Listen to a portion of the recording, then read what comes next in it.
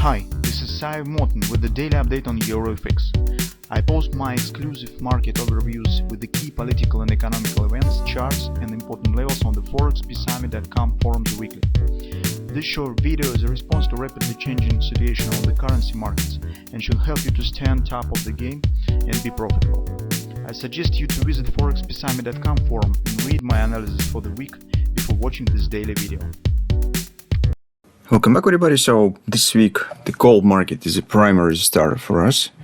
It's because it shows really interesting, clear performance, a lot of patterns to consider, great swings for trading compared to euro. So on euro today we also have discussed some interesting things. So maybe it will work on background of the common consumption statistics that we will get. The same actually is applicable for gold market as well.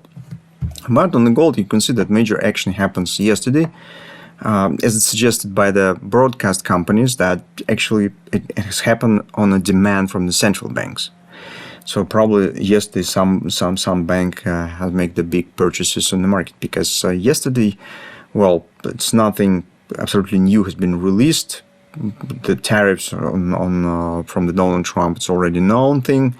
On the 2nd of April, it's nothing new. Gross domestic product, yes, it was revised up, but hardly that was the decisive moment for the gold. So indeed, something happened on the changing on the supply and demand balance, and probably indeed maybe some either ETF funds or maybe central banks have made some purchasing on the market, and you can see that we have got this up prediction.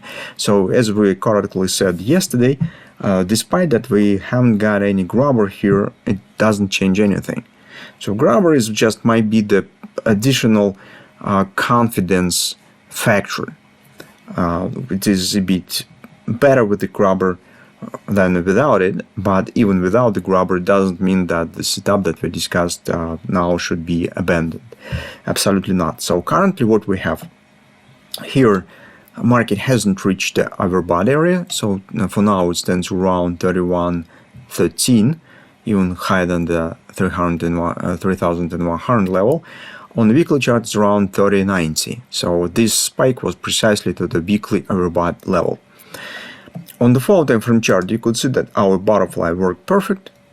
So even I would say some kind of the action even above the 30.73 has happened, almost completed 30.93.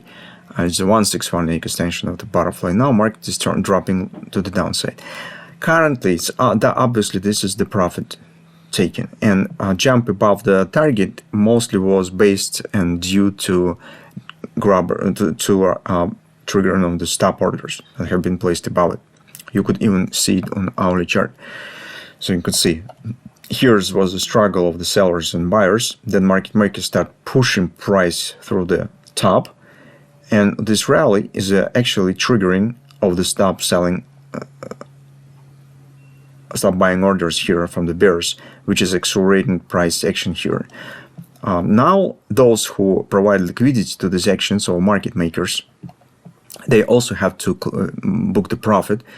Now they start selling. So they are buying here, providing liquidity for the market, triggering stops, pushing prices. Once market accelerated, triggered stops have been triggered, they start selling.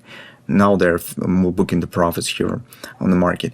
So today I'm not expecting any significant performance. Yes, the personal consumption numbers might provide some volatility, and I wouldn't be surprised if we will get fluctuations around 30.90 area. So market actually could return back and trying to complete the target of the butterfly, because we have no actually barriers to do this. Overbought stands higher, and that's theoretically is possible, but this is, you understand, a very minor thing.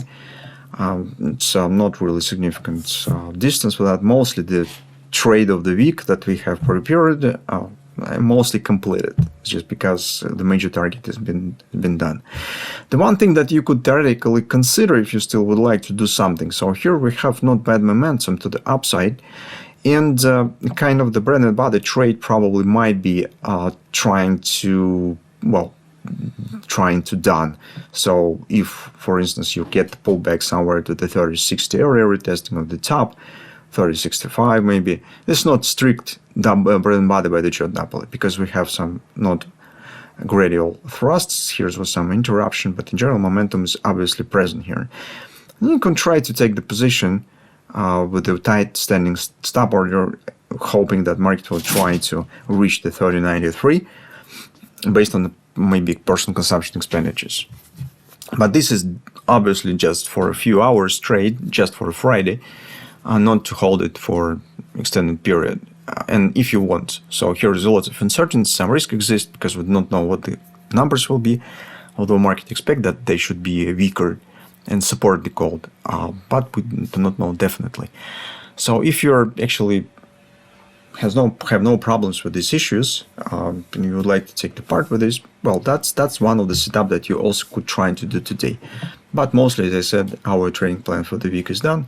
So when we will see what numbers we get, and in weekend as usual, we'll try to prepare trading plan for the next week.